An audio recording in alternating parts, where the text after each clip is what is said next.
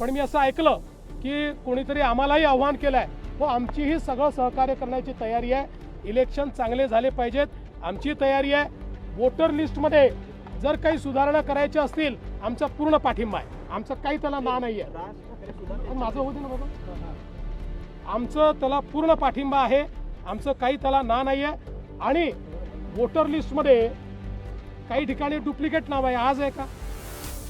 गेले 10-20 वर्षात ती नावं आम्ही अनेक वेळा ऑब्जेक्शन त्याच्यावर घेतलेलं आहे की डुप्लिकेट नावं आहेत म्हणून. त्यामुळे काहीतरी कुठलं तरी काढून हे कसं ते कसं, तुम्ही इतके वर्ष सत्तेत होता तेव्हाही तेच होतं, काही वेगळं नव्हतं.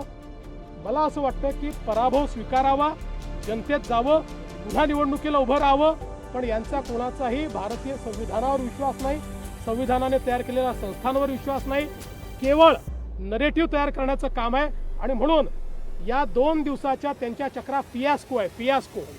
त्यांना कल्पना देखील नाही की कोणाकडे काय मागणी केली पाहिजे.